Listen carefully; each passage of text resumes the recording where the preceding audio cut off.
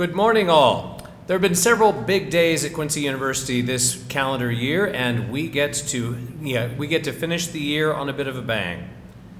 Now, I know every one of you who is Catholic is aware of the fact that Saint Philogonius is the saint of the day for December 20th, a 4th century bishop of Antioch who lived and died 1700 years ago. Now, Saint Philogonius was famous for many things, one of which was the wonderful way in which he took care of the people around him. As a bishop, he took care of his flock, and in the same way, we ask our coaches to take care of their players, to make them better people, to make them work harder, and to achieve beyond even their wildest hopes and dreams. Today, we believe we will be naming a next football coach at Quincy University who will do exactly that.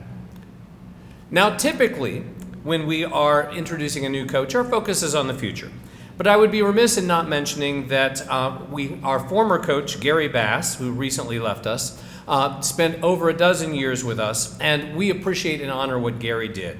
In terms of academic progress and athletic progress, Gary was a fine coach and an even better human being, and we honor the fact that he went home to the Southeast. And going home or coming home is a bit of a theme for us today, as you'll discover in a moment. So, congratulations to Coach Bass and his next opportunity, but now we look toward the future with great excitement here at QU. Now, those of you who've been at announcements like this before know that I will typically wear the brown and white of Quincy University. But I'm feeling awfully Christmassy today, 5 days before Christmas, because I feel like Quincy University has been given a great Christmas gift with our new coach. And so I get to wear a new Christmas tie to honor that fact, and I could not be more excited about the news you are about to receive. We have truly laid the groundwork for great success in football in the coming years. Over the last several years, we've of course renovated our facility and renovated it again. We have created the conditions for success on and off the field and in and out of the classroom in ways that would not have been imagined a handful of years ago, as Coach Listener might suggest. And we are so excited about what our next coach and our players can accomplish together. So for all of you who are here today to hear this announcement, assistant football coaches, players, former players, friends of this program, friends of the university, faculty, staff, current students, I could not be thrilled to introduce to you the Director of Intercollegiate Athletics for QU, Josh Raby, so that he can in turn introduce the next football coach of Quincy University. God bless, have a great Christmas, and Josh, please take it away as we talk about NCAA football.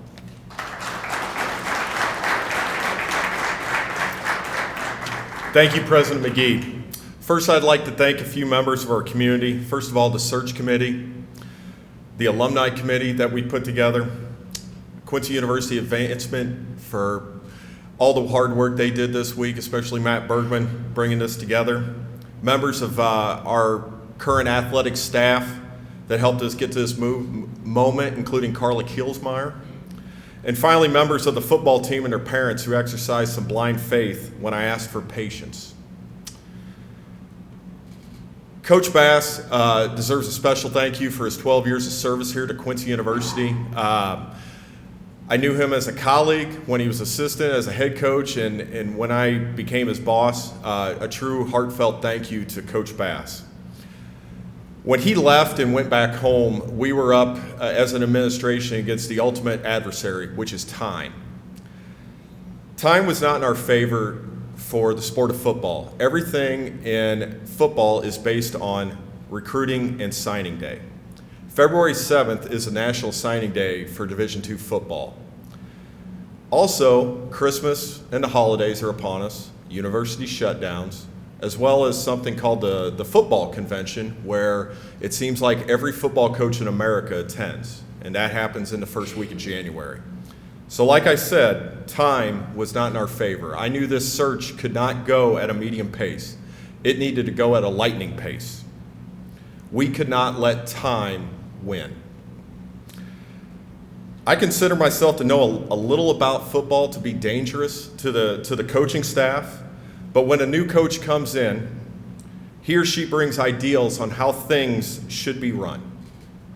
It is paramount that the new coach be in sync with the administration and university in everything they do. As an administration and as a university, we want a disciplined, smart football team that can deal with adversity and figure out ways to win. Winning is not exclusive to the gridiron. It is also in the classroom and off the field. Coach Jason Kilday's ideals are our ideals. He comes back to us as a coach that has helped Truman State University reach historic levels of winning. He was part of a program that currently has 4 consecutive seasons of 9+ victories, shattering school records along the way. It is with great pleasure I introduce Jason Kilday, head football coach, Quincy University.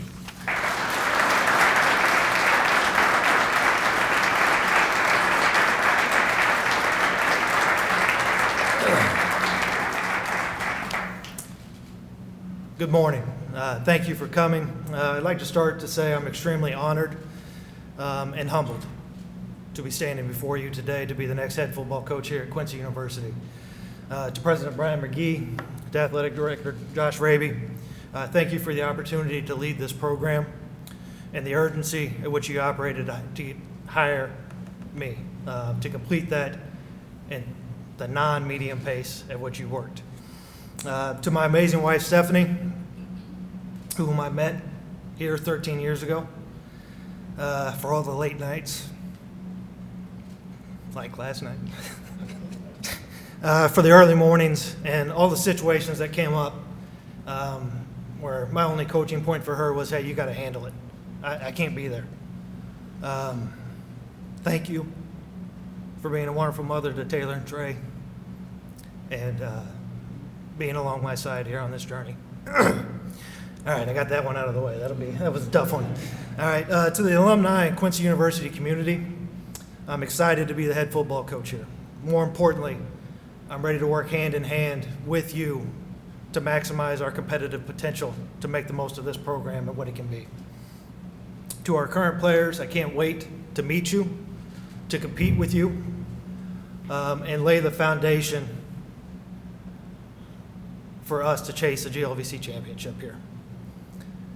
To the area high school coaches and recruits, I want this university and program to be a destination for you. I will continue to build on existing relationships that I've fostered over the last 13 years and continue to make new ones, with the goal of Quincy University being a home for you or anyone that wants to compete at a high level. In closing, I've spent the last 8 years in Missouri. I've adopted the show me state mentality when it comes to coaching, meaning what I say isn't as important as what I do. And hopefully over the next few months, my actions will speak louder than my words here today. And when we tee it up in September for our opener, what I want you to see in our football team is a disciplined team that is fundamental in all 3 phases, plays with grit, toughness, relentlessness, and physicality. An intelligent team with high football IQ that is disciplined and excels in situational football, is the most competitive team on the field any given Saturday, and most importantly expects to win and will do so with class. Thank you for being here today. Once again, I'm humbled and honored to be back home, to be the head football coach at this university, and excited to get to work. With that, I'll open it up for questions. Jason, what's it mean that Dr. McGee and Josh Raby put trust in you to do this? That means everything to me. From the phone call on Tuesday with Josh and how quickly this happened, my wife would tell you, I don't remember anything, all right? But every phone call I've received for a job opportunity from Ken Leonard at my first opportunity at Sacred Heart Griffin, when he hired me for a spot that I had no business coaching at. I'll tell you that. He'll probably tell you the same. To Tim Doherty for my first teaching job and coaching at Edwardsville. That phone call I remember very clear. to, when we left Edwardsville after 6 months to go to Lincoln Way Central. And he said, hey, I need you to come with me. I trust you. We need to build this the right way. That I don't take that lightly. To Coach T, who probably was the most colorful phone conversation I had in taking a job when I came here. And then from Coach Pagic to retain me after we had been let go. That happened on Christmas Eve. That'll change you. And then, with Coach Nesbitt, we were bouncing around Central Illinois. We were recruiting a quarterback from Jacksonville. Both of us were, Truman and Quincy, and shockingly, Rochester had a quarterback we were both going after. And I was a day late. I kept showing up to the school after he was walking out, and I was getting ticked. And then I was thinking as I was driving to Rochester, man, this he's beating me right now today, and what a guy to work for. He's out here getting it done. And I happened to be walking into Rochester. He was walking out, and he said, hey, you are grinding today. And I said, well, you are too. And he said, hey, we're going to be making a change offensively. What do you think? And I remember just talking to him about that right there.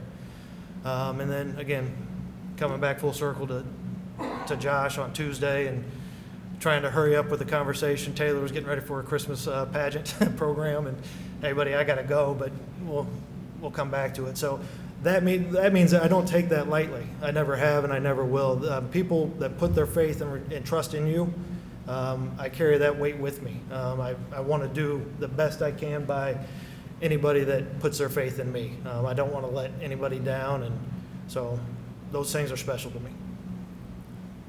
And that's a Christmas present, is this? It's an incredible Christmas present. A little stressful, a few more things got put on the back burner, but to be home, to be here, to be back, familiar faces, and it's an incredible Christmas gift. So I'm thankful for it. Obviously, you got your start with Ken Leonard, all-time winningest high school coach in Illinois. Yes, sir. How soon does he show up on your sideline or you're in a suite in the present? Very quickly, I would think. He's already reached out, and I don't know if he's been on the sideline here, but he will. He'll have whatever he needs whenever he needs it. I know that. When does Trey get his first TU jersey? I got a T-shirt upstairs, and we'll get it changed. I don't know if we'll sit still long enough for us to get it on him, but we'll give it our best go. Jason, looking forward, you talked about winning a GLVC crown. I mean, you've seen the other end of that, obviously, over in Kirksville and what that takes. How close is this place? What do you got to do to get that done? On the surface, I'd say, we got some work to do, but I think it's headed in the right direction. And we were incredibly close there and weren't able to cross that bridge. So I think the administrative vision and their ability to work together from the athletic office to the president office to try to make that happen, that being in line all the way across the board is going to help us get there. You were a quarterback at Illinois College. You understand quarterbacks. The last truly great quarterback, the passing leader all time here was under your watch, and Nick Lonergan. How important is addressing that position, figuring that out here to bridge that gap? Because I know that's essential to who you've kind of been as a coordinator. Correct. Well, I think any football coach would tell you got to have a quarterback. I mean, Bill Belichick was a lot better with Tom Brady. That's no secret, and that's no mystery. You have to have a guy there you trust that's going to make good decisions, going to be an extension of you on the field, and more importantly, he's going to have to be the face of the program for you and understand that, hey, like coaching, some of your criticism is going to be unfair. Nobody's going to know exactly what all is going on behind the scenes, and the other side of it is, the thing I preach to them is, no one cares. You have to find a way to get the job done. That's a big piece. Why have you resonated so well in your career as a recruiter? I don't know. I'm a simple guy from Winchester. I think dealing with folks, being upfront and honest, and just kind of trying to lay out as best I can that process and being truthful. My word means everything to me, and whatever I say to them, I want them to know that that's as close as I can get it. It's always tough when you're not leading the show either. You're working for somebody who may or may not agree with what you're recruiting. So letting them know I'm truthful. I try to take you through the process. It's a wild process for a lot of people that don't know much about it. So to lay out that plan, be truthful, and understand that we're working together. What's your vision for this program going forward? To be a disciplined, hard-nosed team that plays with great effort, that you know the Quincy community can be proud of every Saturday, not only on the football field. You know, wins are important. We're not going to apologize for competing, but we're going to compete in the classroom. We're going to compete in the community as well, and do things the right way. And have you given thought to how when you're going to assemble your staff after before the holiday right now? I'm trying to right now. So there's some guys we'll keep here that have done a good job. You know, obviously I've coached on the offensive side, so I have a better feel for what we've done defensively here, and talks with making sure we keep that piece in place so we can continue to grow from where we've been. And then there's at least one, possibly two guys from Truman that'll make the jump, and we'll hopefully get that tied up here shortly.